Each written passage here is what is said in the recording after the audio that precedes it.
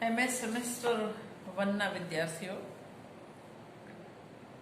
કાલે મેં તમને પેપર 3 વિવેચનના MCQ કેવા હોઈ શકે, જો યાદ રાખજો આ હોઈ શકેની વાત છે. આજ પૂછે કોઈ અધ્યાપક એવું જરૂરી નથી, કારણ કે અધ્યાપક પેપર કાઢનાર જુદા હોય, એમને શું પૂછવાની ઈચ્છા થાય એ જાણે.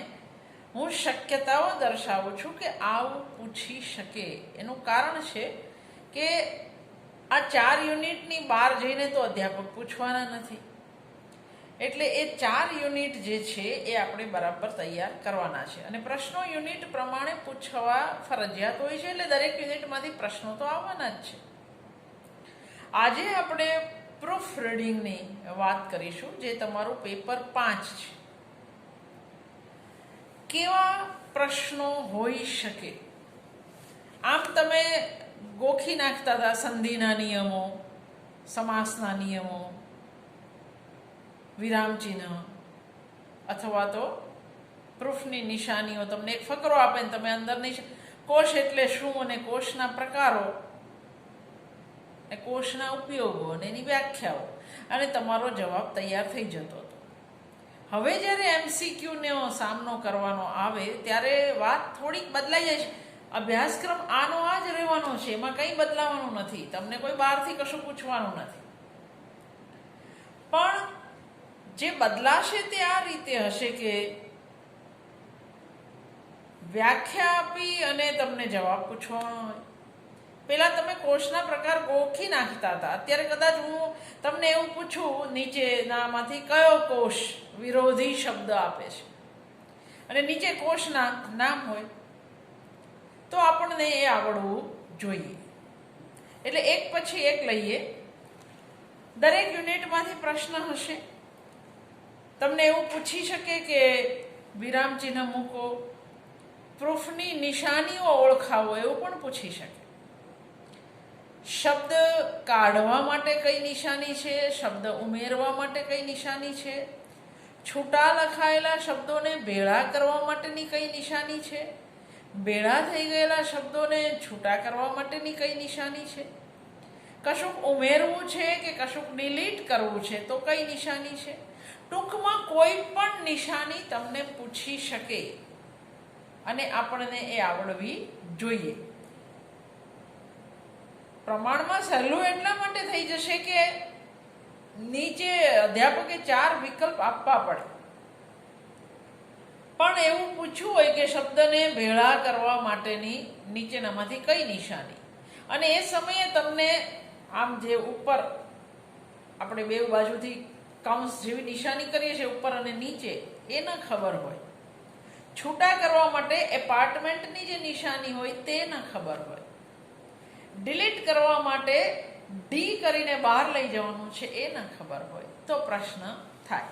એટલે પહેલી વસ્તુ, આપણને બધા જ પ્રૂફની નિશાનીઓ આવડવી જોઈએ, કારણ કે હવે કોઈ એક આખો ફકરો આપશે એવું જરૂરી નથી. તમને નિશાનીઓ સીધી પૂછી શકે. પછી બીજું જે આપણી મુશ્કેલી છે એ છે વિરામચિહ્ન. અલ્પવિરામ, ગુરુવિરામ શું છે? તમને લખ્યું હોય કે લાંબા વિરામ માટે નીચેનામાંથી કયો વિરામચિહ્ન આવે, પછી એની અંદર અલ્પવિરામ હોય, ગુરુવિરામ હોય, એની અંદર પ્રશ્નાર્થ હોય, ઉદ્ગાર હોય, કશું બી હોય, તો તમને એનો સાચો જવાબ આવડવો જોઈએ. સાચી કે ખોટી જોડણી એ પૂછી શકે. કઈ જોડણી સાચી છે, કઈ જોડણી ખોટી છે, નીચેનામાંથી કઈ જોડણી. માત્ર કારકિર્દી તમને 4 રીતે પૂછવું હોય અને કઈ કારકિર્દી સાચી.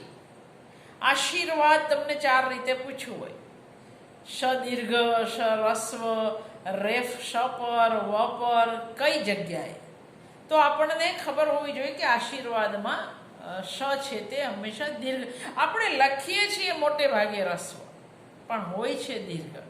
પરીક્ષામાં આપણે મોટે ભાગે રસ્વ લખીએ છીએ, પણ પરીક્ષા હંમેશા દીર્ઘ થાય. એટલે આવી નાની નાની વાતો ધ્યાનમાં રાખવાની. તમને અનેક જોડણીઓ લખાવેલી છે, એ જોડણી સાચી કઈ અને ખોટી કઈ એ ધ્યાન રાખવાનું. તમને કયા અક્ષર પછી કયો અક્ષર આવે અને એના આધારે કયા શબ્દ પછી કયો શબ્દ આવે એવું પૂછી શકે. દાખલા તરીકે કોષ જોવામાં નીચેનામાંથી કયા અક્ષરો ક્રમમાં છે એ ગોઠવો. તમને પૂછ્યું હોય ક, ખ, ક્ષ, જ, ટ અને તમારે એને ક્રમમાં ગોઠવવાના છે. તો ક્ષ ક્યાં આવે એ આપણને ખબર હોવી જોઈએ, કારણ કે આપણે જાણીએ છીએ કે ક્ષ અને જ્ઞ એ અક્ષર નથી પણ જોડાક્ષર છે. ક વત્તા ફાળીઓ શ ત્યારે ક્ષ થાય છે. આ વસ્તુ કોષ જોવામાં તમને પૂછી શકે સીધું. હજુ આગળ પૂછી શકે બારાક્ષરી પ્રમાણે કોષ હોય છે. આ આપણને યાદ છે અને પ્રૂફ રીડિંગ મેં જ ભણાવ્યું છે. વિવેચન ભલે મેં ના ભણાવ્યું પણ આ તો મેં જ ભણાવ્યું છે. તો ક, ક, કા, કા દરેક આપણને ક, કા, કી, કી, કુ, કુ ખબર છે, પણ ક પછી કું આવે, કા પછી કા આવે, કી પછી કી આવે એ આપણે યાદ રાખવાનું છે, કારણ કે એના આધારે જો આપણને શબ્દો આપ્યા હશે અને કહેશે કે ક્રમમાં ગોઠવો. દાખલા તરીકે હું તમને શબ્દ આપું કે સ્થાયી, સ્વામી, સ્વાધીન, સ્થિર અને સ્થાનિક, આને અમારે ગોઠવવા છે. તો નિયમ શું છે શબ્દોને ગોઠવવા માટે? એક તો આપણને આ બારાખડી આવડવી જોઈએ. બીજી વસ્તુ યાદ રાખવાની છે કે પહેલો અક્ષર જોયા પછી બીજો જોવાનો છે, પછી ત્રીજો પણ ધ્યાનમાં રાખવાનો અને ચોથો પણ ધ્યાનમાં રાખવાનો. કયો પહેલા છે એ, એટલે કે કોષમાં અકારાદી ક્રમે કયો પહેલો છે એ જોવાનું છે. તો ધારો કે સ્થાયી, સ્વામી, સ્વાધીન, સ્થિર, સ્થાનિક બધામાં પહેલો સ અર્ધો છે, એટલે નક્કી થઈ ગયું કે પહેલા અક્ષરના આધારે કશું થવાનું નથી. એટલે તરત જ બીજો અક્ષર, તો સ્થાયીમાં થ છે, સ્થિરમાં થ છે, સ્થાનિકમાં પણ થ છે, પણ સ્થાયી ય ત્રીજે છે અને સ્થાનિક તો ન ત્રીજો છે. એટલે આમાં પહેલો સ્થાનિક આવશે. તમે તમારી નોટમાં લખીને કરજો આવા શબ્દો. સ્થાનિક એ પહેલા આવશે, સ્થાયી એ બીજે આવશે, સ્વાધીન એ ત્રીજે આવશે, સ્વામી એ ચોથે આવશે અને સ્થિર એ પાંચમે આવશે, કારણ કે રસ્વ થઈ જાય છે, ઈ થઈ જાય છે. બાકી કોઈ જગ્યાએ આ છે, ઈ નહોતો. આવું કશું પણ પૂછી શકે, કશું પણ, કોઈ પણ અક્ષર. આ તો ગૂંચવવા માટે મેં તમને એક જ સ થી શરૂ થનારા પૂછ્યા છે, પણ એ કોઈ ક થી શરૂ થતો હોય, કોઈ મ થી શરૂ થતો હોય, કોઈ ર થી શરૂ થતો હોય, એવા શબ્દો પણ પૂછી શકે. એટલે અમનારા મગજમાં ક, કા, કી, કી, કુ, કુ એ તો યાદ હોય, પણ દરેક પછી અનુસ્વાર ક, કમ, કા, કા, કી, કી, દીર્ઘ કી, દીર્ઘ કી, આ આપણને આવડવું જોઈએ, યાદ રહેવું જોઈએ. એટલે MCQ બહુ સહેલી છે એવા વેમમાં નહીં રહેતા. ભગવાન ભરોસે છોડી શકાય, પણ ભગવાન ભરોસે દરેક વખતે ભગવાન કેટલાની નાવ પાર કરવાનો છે, એટલે આપણે થોડીક મહેનત તો કરવી પડે. હવે ધારો કે કોષ, કોષના પ્રકાર એવું આપણને પૂછે. માનો કે તમને મેં એવું પૂછ્યું, મેં તમને આંતરિક પરીક્ષામાં પૂછેલું કે મારે દુર્યોધન, વિભીષણ, રામ, લક્ષ્મણ, હનુમાન, શૂર્પણખા, કૃષ્ણ, બલરામ, કુંતી, કર્ણ આવા કોઈ પણ પૌરાણિક પાત્રો વિશે જાણવું છે, તો મને કયો કોષ મદદ કરશે? નીચે કોષના નામ આપ્યા હશે, તો આપણને ચરિત્ર કોષ મદદ કરશે અથવા પૌરાણિક કોષ મદદ કરશે. દયાભાઈ દેરાસરીનો પૌરાણિક કોષ છે, પૂના ઇન્સ્ટિટ્યૂટનો, ભંડારકર ઇન્સ્ટિટ્યૂટનો ચરિત્ર કોષ. પણ આપણને ખબર હોવી જોઈએ કે આ મને બીજે કશે નહીં મળે. એટલે ધારો કે તમે એને સાર જોડણી કોષ કે મોટો કોષ કે કેકાશાસ્ત્રી કોષમાં કે પરિષદના કોષમાં શોધવા જાવ તો ના મળે. આ યાદ રાખો. પણ મારે ઉમાશંકર જોશી કે સુરેશ જોશી વિશે જાણવું છે તો મને ગુજરાતી સાહિત્ય પરિષદનો કોષ જે છે ભાગ 1, 2, 3 એમાં અર્વાચીન કાળવાળો કોષ ભાગ 2 એ મને કામ લાગે. હા, મને અખા વિશે જાણવું હોય, પ્રેમાનંદ વિશે જાણવું હોય તો ગુજરાતી સાહિત્ય પરિષદનો કોષ ભાગ 1 એટલે સાહિત્યકાર કોષ મને કામ લાગે. પણ મારે જે તે સર્જક રઘુવીર ચૌધરીનું સરનામું અને ફોન નંબર જોઈએ છે તો ગુજરાત સાહિત્ય અકાદમીનો સાહિત્યકાર કોષ જેની અંદર બધાના સરનામાથી માંડીને બધું જ છે એ મને કામ લાગે. એટલે મને ક્યારે કયો કોષ કામ લાગે એ મને ખબર હોવી જોઈએ. પણ મારે કથન કેન્દ્ર, કલ્પન એટલે શું, પ્રતીક એટલે શું, નવલકથા આ બધું જાણવું છે તો મને ગુજરાતી સાહિત્ય પરિષદનો કોષ ભાગ 3 જેની અંદર આ બધી જ પરિભાષા આપેલી છે અથવા પરિભાષા કોષ, ચંદ્રકાંત ટોપીવાળાનો આધુનિક પરિભાષા કોષ, જયંત ગાડિતનો અનુઆધુનિક પરિભાષા કોષ અમને ખબર હોવી જોઈએ.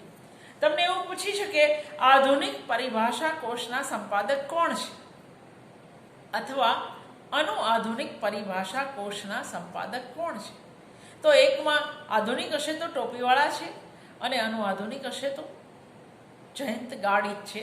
આ આપણને આવડવું જોઈએ. કોષના અર્થ તમને પૂછે, 10-12 અર્થ મેં તમને કહ્યા છે, પણ એમાં એકાદ અર્થ એવો હોય નીચેનો કે જે નથી, કોષનો અર્થ નથી. તો નીચેનામાંથી કયો અર્થ કોષ દર્શાવતો નથી એવું પૂછી શકે, અથવા નીચેનામાંથી કયા અર્થ 4 અર્થ આપ્યા હોય અથવા 1 અર્થ આપ્યો હોય. પ્રશ્ન પૂછનાર પર ડિપેન્ડ છે. પણ આપણને એટલી ખબર હોવી જોઈએ કે ભંડાર, ખજાનો, શબ્દનો સંગ્રહ, ડોલ, પટારો, કોઠાર, વાડકો, મ્યાન જેની અંદર તલવાર રહે, કોઠાર, ખોળ, ગાદલાની ગોદડાની ખોળ, જોડી, આ બધા જ કોષ માટેના એક સમયે વપરાતા પર્યાય હતા. એટલે તલવાર જેમાં રહે તે મ્યાન, અનાજ જેમાં રહે તે કોઠાર, વસ્તુઓ જેમાં રહે તે જોડી, વસ્તુઓ જેમાં રહે તે પટારો, ભંડાર, ખજાનો, આ બધા કોષ માટેના શબ્દો હતા. સૌથી પ્રાચીનતમ કોષ કયો તો નિઘંટુ. મેં તમને એ પણ કરાવેલું, નિઘંટુ, અમરકોશ. ગુજરાતી ભાષાનો સૌથી પ્રાચીન કોષ પૂછે તો નર્મદનો નર્મકોશ. એટલે તમને પ્રાચીન કોષ પૂછે છે કે ગુજરાતી ભાષાનો પૂછે છે એ પણ તમને ખબર હોવી જોઈએ. અરબી ભાષાનો જે શબ્દ છે કોષ માટે એ કયો તો લુગત એ અરબી ભાષાની અંદર કોષ માટે વપરાતો શબ્દ છે. માનો કે મને કોઈ એવું પૂછે કે તુક કોષ એટલે શું, તો જ્યાં છંદોની ચર્ચા કરવામાં આવે છે એ તુક કોષ છે. વિરોધાર્થી શબ્દો જેમાં હોય એ કોષને શું કહેવાય તો વિલોમ કોષ કહેવાય. ફરી એકવાર, વિલોમ કોષ. પણ સમાનાર્થી શબ્દો તો પર્યાય કોષ. પર્યાય કોષ મોટે ભાગે એક શબ્દના અનેક અર્થ હોય ત્યાં પર્યાય કોષ. સૂર્યને ભાસ્કર પણ કહેવાય ને દિવાકર પણ કહેવાય ને એ જેટલા અર્થ સૂર્ય માટે હોય, આફતાબ પણ કહેવાય, તો એ પર્યાય કોષમાં હશે. વિલોમ કોષની અંદર વિરોધી શબ્દ હશે. તમને પ્રૂફ રીડિંગ માટેના મહત્વના પુસ્તકો કોણે કર્યા એવું પૂછે તો રમેશ શુક્લનું છે, નાયકનું છે, આ પણ ખબર હોવા. ગુજરાતી સમાસ વિશેનું પુસ્તક તો અરવિંદ ભંડારીનું છે. સાર્થ જોડણી કોષના પ્રકાશક કોણ છે મોટે ભાગે વિદ્યાર્થી ખોટું લખે છે, નવજીવન પ્રકાશન લખે છે, પણ ગુજરાત વિદ્યાપીઠ એ એના પ્રકાશક છે. એટલે સાર્થ જોડણી કોષના પ્રકાશક કોણ? તો ગુજરાત વિદ્યાપીઠ. જુદા જુદા વિષયના કોષ હોય, સાયકોલોજીનો હોય, ફિલોસોફીનો હોય, હિસ્ટ્રીનો હોય. સાહિત્ય સંજ્ઞા કોષ મેં કહ્યું એ પ્રમાણે એને શું કહેવાય? તો dictionary of literary terms. Literary terms એટલે પારિભાષિક સંજ્ઞા. અવતરણ કોષ પણ હોય. મને જુદા જુદા અવતરણો જોવા હોય. આપણે ત્યાં પ્રમાણમાં ઓછા છે, પણ પરદેશમાં તો બહુ છે. એને ડિક્શનરી ઓફ કોટેશન કહેવાય, જેમાં સુંદર કોટેશન હોય. અવતરણ કોષ, ડિક્શનરી ઓફ કોટેશન. મારે વેદને લગતા શબ્દો જોવા હોય તો ક્યાં જોઈ શકું? તો વૈદિક ઇન્ડેક્સમાં. પુરાણને લગતા શબ્દો જોવા હોય તો પુરાણ ઇન્ડેક્સમાં. શેક્સપિયરને નાટકોમાં અને સોનેટમાં વપરાયેલા શબ્દો તો શેક્સપિયર લેક્સિકોન જ છે આખો. મને કાગડો દહીં થરું લઈ ગયો અથવા તો જુદી જુદી કહેવતો અને રૂઢિપ્રયોગો જોવા હોય તો ક્યાં જોવા મળે? તમને એક રૂઢિપ્રયોગ આપી દીધો અથવા એક કહેવત આપી દીધી અને પૂછ્યું કે હવે નીચેનામાંથી કયો કોષ? તો કહેવત કોષ અને રૂઢિપ્રયોગ કોષ પણ છે. કહેવત કોષ ગુજરાત સાહિત્ય અકાદમીએ સરસ બહાર પાડેલા છે. એન્સાઇક્લોપીડિયા એટલે તો પછી વિશ્વકોશ. એવું પૂછે કે ગુજરાતી વિશ્વકોશ ક્યાંથી બહાર પડેલો છે? તો વિશ્વકોશ અમદાવાદ એની સંસ્થા છે, એણે બહાર પાડેલો છે. કોણ એના મુખ્ય સંપાદક? 1 થી 25 ભાગના. તો ધીરુભાઈ ઠાકર અને અન્ય લોકો, પણ મૂળ સંપાદક ધીરુભાઈ ઠાકર. વિશ્વકોશ એન્સાઇક્લોપીડિયાનું ગુજરાતી આપણે વિશ્વકોશ કરીએ છીએ અથવા તો સર્વજ્ઞાન કોશ કરીએ છીએ. તો વિશ્વકોશ 25 ભાગ. પણ જો અમને એવું કોઈ કહે કે ભગવત ગોમંડળના કેટલા ભાગ? તો 9 ભાગમાં ભગવત ગોમંડળ. ભગવત ગોમંડળની અંદર આપણને બધા શબ્દોના અર્થ મળે છે. શું ઉદ્દેશ હોય કોષનો? તો શબ્દોના સાચા અર્થ જાણવા, પર્યાય જાણવા, વિરોધી શબ્દો જાણવા, સાચી જોડણી શીખવી, આ બધા એના ઉદ્દેશ છે. શબ્દકોશમાં શબ્દ હોય, વિશ્વકોશમાં માહિતી હોય. આ ભેદ. વિશ્વકોશમાં શબ્દો જોવા ના જવાય, જોડણી જોવા ના જવાય, ત્યાં માહિતી જોવા જવાય. એની અંદર જોડણી સાચી જ હોય એવો ભરોસો રાખવાનો. કેટલા પ્રકારના કોષ હોય? તો સમભાષી કોષ હોય. એક ગુજરાતી ને ગુજરાતી, સાર્થ જોડણી કોષ, મોટો જોડણી કોષ, કેકાશાસ્ત્રીનો કોષ. પણ દ્વિભાષી, દેશપાંડેનો અંગ્રેજી ગુજરાતી અથવા ગુજરાતી અંગ્રેજી, દેશપાંડેનો કોષ. કેટલા લોકોના કોષ જાણીતા છે ગુજરાતમાં? તો સાર્થ જોડણી કોષ જાણીતો છે, કેકાશાસ્ત્રીનો કોષ જાણીતો છે, રતિલાલ નાયકનો કોષ જાણીતો છે, મોટો કોષ જેને કહેવામાં આવે છે. કોષ દ્વિભાષી હોઈ શકે, ત્રિભાષી હોઈ શકે, બહુભાષી પણ હોઈ શકે. મધ્યકાલીન શબ્દકોશ, મધ્યકાલીન સાહિત્ય શબ્દકોશના સંપાદક કોણ છે? તો જયંત કોઠારી છે. મોટા કોષના સંપાદક તો રતિલાલ નાયક છે. આ આપણને ખબર હોવી જોઈએ. પુસ્તક કોષ પણ હોય, રામાયણનો કે ગીતાનો પુસ્તક કોષ પણ હોય. બોલી કોષ પણ હોય, માગધી બોલી,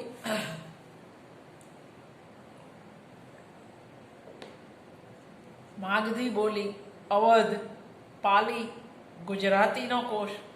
આપણે ત્યાં ભીલી બોલીનો કોષ શાંતિભાઈ આચાર્યએ કરેલો છે. તો આપણને કોઈ પૂછી શકે કે ભીલી બોલી, કચ્છી બોલીનો કોષ શાંતિભાઈ આચાર્યએ કરેલો છે. તો આવા પ્રકારના પ્રશ્નો આવી શકે. અંગ્રેજી અને હિન્દી બહુ જ મહત્વનો કોષ ફાધર કામિલ બુલ્કેનો છે. તો કોષ મેં કહું છંદો માટે. તો આ કોષના પ્રકારો, એના ઉપયોગ, શબ્દ કોના પછી કયો અક્ષર આવે તે, એ બધા પ્રકારો, આ બધા પ્રશ્નો તમને પૂછી શકે. આગળ જઈએ તો ગુજરાતી ભાષાની જોડણીને નિયમબદ્ધ કરનારા મુખ્ય વિદ્વાનો કયા? તો નર્મદ, નવલરામ, નરસિંહરાવ દિવેટિયા, કેશવ હર્ષદ ધ્રુવ, ગોરધનરામ ત્રિપાઠી, કેકા શાસ્ત્રી. આ બધા લોકોએ શક્ય એટલા પ્રયાસો કર્યા. પછીથી જયંત કોઠારી, રામજીભાઈ પટેલ વગેરેના નામ પણ એમાં આવે. કઈ સંસ્થાઓએ કોશિશ કરી? તો ગુજરાત વર્નાક્યુલર સોસાયટી અને ગુજરાત વિદ્યાપીઠ, એણે પણ કોશિશ કરી. હવે થોડાક પ્રશ્નો જોડણીને લગતા. અંગ્રેજી જોડણી કેવી રીતે લખાય? તમને એવું પૂછે ઓગસ્ટ, તો સંવૃત્ત અને વિવૃત્ત એની વચ્ચેનો ભેદ ખબર હોવો જોઈએ. કોલેજમાં વિવૃત્ત હોય, ઓગસ્ટમાં વિવૃત્ત હોય, ઓફિસમાં વિવૃત્ત હોય, સંવૃત્ત નહીં હોય, ઓ સીધો નહીં હોય. કોફી, લોટરી, ઓપરેશન, આ બધામાં વિવૃત્ત ઓ હશે. આ યાદ રાખો. ઓગસ્ટ સ કે શ ફાડ્યો તે યાદ રાખો. ડિગ્રી તો ડ રસ્વ હોય હંમેશા અને ગ દીર્ઘ હોય. તમે જો નીતિ, રીતિ, ગીતિ એ બધામાં ન દીર્ઘ અને ત રસ્વ, પણ ડિગ્રીમાં ઊંધું છે. યુનિવર્સિટી કેવી રીતે લખાય? પોલિસી, પો વિવૃત્ત, લ રસ્વ, પબ્લિસિટી. પ્રીમિયમ, પ્રી દીર્ઘ મ રસ્વ, મીડિયમ મ દીર્ઘ ડ રસ્વ, રીડિંગ ર દીર્ઘ ડ રસ્વ. આપણને આ યાદ રહેવું જોઈએ. અમે હંમેશા હોશિયાર જ બોલીએ છીએ. નહીં, હોશિયાર એના પર અનુસ્વાર નથી. નિદ્રા એના પર અનુસ્વાર નથી, તમે નિંદ્રા જ લખો છો, નિદ્રા. વાંચન નહીં, વાચન, વ પર અનુસ્વાર નહીં. વાંચવું તો આવશે પણ વાચન પર નહીં આવે. ચોમાસું તો અનુસ્વાર આવશે, પણ જો ચોમાસું વિશેષણ બની જાય કે ચોમાસું શાકભાજી તો નહીં આવે. ચોમાસું પર પછી અનુસ્વાર નહીં આવે. આ અમને યાદ રહેવું જોઈએ. પછી પરીક્ષા, પરીક્ષણ બેઉ દીર્ઘ. સમીક્ષા, સમીક્ષક બેઉ દીર્ઘ. નિરીક્ષા ન રસ્વ રી દીર્ઘ, તો નિરીક્ષણ પણ એ જ રીતે થાય. પણ થોડાક શબ્દો જ્યારે ધાતુના પ્રેરક કર્મણી રૂપો થશે ત્યારે તમને ગૂંચવશે. દાખલા તરીકે ભૂલવું ભ દીર્ઘ, પણ ભૂલાવવું તો પછી રસ્વ. શીખવું શ દીર્ઘ, પણ શીખવવું તો શરસ્વ. ઉઠવું ઉ દીર્ઘ, પણ ઉઠાડવું તો ઉ નાનો. મૂકવું મ દીર્ઘ, પણ મુકાવવું તો મ રસ્વ. એટલે આ આપણે યાદ રાખવાનું. પણ જો અનુસ્વાર હોય, દાખલા તરીકે વિંધવું, વિંધાવવું, બેઉ દીર્ઘ જ રહેશે, ત્યાં રસ્વ થઈ જશે નહીં. ગૂંથવું, ગૂંથાવવું, બેઉ દીર્ઘ જ રહેશે, રસ્વ થઈ જશે નહીં. સમાસ આપણને કોઈ પણ રીતે પૂછી શકે. નીચેનામાંથી કયો સમાસ છે એવું, અથવા તો સમાસ ઓળખાવો એવું પણ પૂછી શકે. તો અમને પહેલાં તો સમાસ એટલે શું? તો બે કે બેથી વધારે પદ ભેગા મળી અને એક શબ્દ આપે તે સમાસ. બધા પદનું મહત્વ સરખું હોય તો સર્વપદ પ્રધાન અથવા એક પદ પ્રધાન. દ્વંદ્વ સમાસ ચા પાણી, ભાઈ બહેન, સ્ત્રી પુરુષ, દાણો પાણી, 4 5, કાળા ધોળા. તો અમને ખબર હોવી જોઈએ કે આ દ્વંદ્વ છે. 4 કે 5, ચા કે પાણી, વિકલ્પ આપે છે. દ્વંદ્વ મનની અંદર, સ્ત્રી કે પુરુષ, સારું કે નરસું, ઉઠવું બેસવું, બોલવું ચાલવું, આ બધા દ્વંદ્વ સમાસના ઉદાહરણ છે.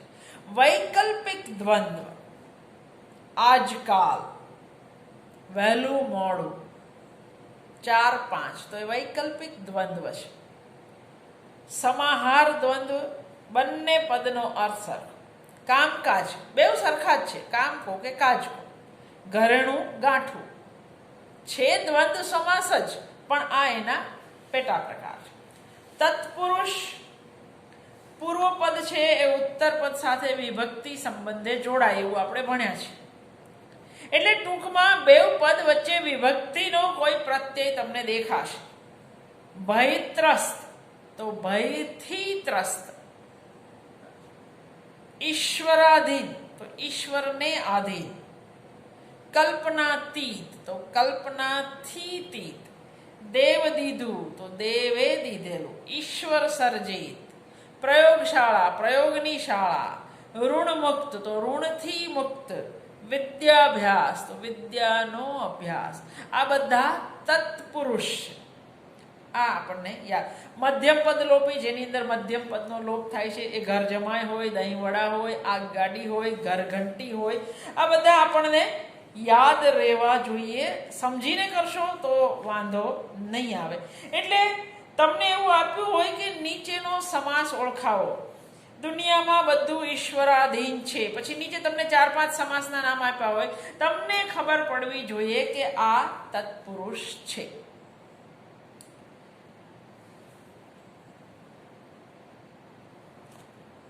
એણે દહીં વડા બનાવ્યા, તો દહીં વડા એ મધ્યમ પદ લોપી છે, એ ખબર પડવી જોઈએ. ટૂંકમાં આપણે આનાથી વધારે સમય આમાં ન આપી શકીએ. સંધિમાં શું પૂછે એવું મને 1-2 વિદ્યાર્થીએ પૂછ્યું. સંધિ છોડો, સંધિ ઓળખાવો, એ તો બધું ઠીક છે, પણ અમુક જે અઘરી સંધિઓ છે એ તમને પૂછી શકે, નિયમ પૂછી શકે. દાખલા તરીકે એવું પૂછ્યું હોય કે નીચેનામાંથી એક નિયમ ખોટો છે. દાખલા તરીકે આવું આપ્યું હોય કે અ આ વત્તા ઈ બરાબર એ, તો સાચો નિયમ છે. અ આ વત્તા ઉ બરાબર ઓ, સાચો નિયમ છે. અ આ વત્તા એ બરાબર ઐ, તો સાચો નિયમ છે. પણ જો એવું આપી દે કે અ આ વત્તા ઉ બરાબર ઔ, તો એ ખોટો નિયમ છે, કારણ કે અ આ વત્તા ઓ બરાબર ઔ થાય. તો નિયમ આ રીતે. અથવા એવું પૂછે કે અ વત્તા એ બરાબર ઐ થાય. અ વત્તા એ બરાબર ઐ, અ વત્તા ઐ બરાબર પણ ઐ, અ વત્તા ઓ બરાબર ઔ, અને અ વત્તા ઔ બરાબર પણ ઔ. આમાંથી કોઈ પણ એક તમને જુદું પૂછે અને કે નીચેના નિયમમાંથી કયો નિયમ ખોટો છે, અથવા 3 નિયમ ખોટા આપ્યા હોય, મારા જેવા આડા માસ્તર હોય તો, અને એક જ સાચો આપ્યો હોય, તો આપણને ખબર હોવી જોઈએ કયો નિયમ સાચો છે. આ પ્રકારના પ્રશ્નો હોઈ શકે. પછી જે જોડણી, જે સંધિ અઘરી છે, દાખલા તરીકે સમ વત્તા અંતર, તો સમાંતર થાય ખબર, પણ રવિ રસ્વ વત્તા ઇન્દ્ર, અમે બધા રવિન્દ્ર તો કરી દઈએ છીએ, પણ રવિ રસ્વ છે એ જ્યારે સંધિ જોડાશે ત્યારે દીર્ઘ થઈ જશે. રવિન્દ્ર ક્યારેય રસ્વ હોય નહીં, એ હંમેશા કવિન્દ્ર, રવિન્દ્ર એ બધા દીર્ઘ જ હોય, એ અમને ખબર પડવી જોઈએ. દાખલા તરીકે તમને પ્રત્યક્ષની સંધિ છૂટી પાડવાની કે, તો પ્રતિ વત્તા અક્ષ, પ્રત્યુત્તર, પ્રતિ વત્તા ઉત્તર બરાબર પ્રત્યુત્તર, પ્રત્યેક, પ્રતિ વત્તા એક. તો આવી વિશેષ સંધિઓ અમને આવડવી જોઈએ. ખાસ કરીને નયન, તો ને વત્તા અન. ગાયન, ગઈ વત્તા અન. નાયક, નઈ વત્તા અક. નાવિક, નવ વત્તા ઇક. આ કંઈ જાદુથી નથી થતા, આપણે આ બધા નિયમો શીખેલા છે. એટલે જો એ નિયમો નહીં આવડતા હોય તો પછી તમારો પ્રશ્ન અઘરો બનશે. લોક વત્તા ઉક્તિ, અ વત્તા ઉ બરાબર ઓ થયું, લોકોક્તિ. રામ વત્તા ઈશ્વર, અ વત્તા ઈ બરાબર એ થઈ જાય તો રામેશ્વર. તમને એવું લાગશે કે અમે ફેંકીશું ને થઈ જશે, બધી જગ્યાએ એવું થતું નથી. એટલે થોડાક નિયમો આપણે યાદ રાખવા પડે, યાદ રાખવા જોઈએ, તો તમારું કામ થોડુંક સહેલું થશે, અઘરું નહીં થાય. દાખલા તરીકે પુનર વત્તા ઉક્તિ, રખોડો છે તો પુનરુક્તિ. પુનર વત્તા આવર્તન તો પુનરાવર્તન. પણ પુનર વત્તા અવલોકન તો પુનરાવલોકન નથી થતું, પુનર અવલોકન થાય છે. સખોડો વત્તા કામ તો નિષ્કામ. હવે શ ફાડીઓ થઈ જશે, નિષ્કામ. દુષ વત્તા કૃત્ય, દુષ્કૃત્ય. દુષ વત્તા શાસન તો દુશાસન થશે. આ યાદ રાખવાનું છે. વચ્ચે વિસર્ગ આવશે. અધીન, પરાધીન, સ્વાધીન બધી જોડણી દીર્ઘ આવશે.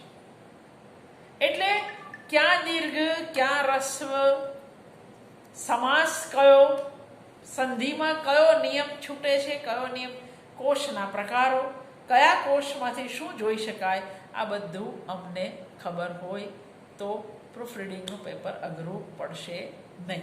All the best.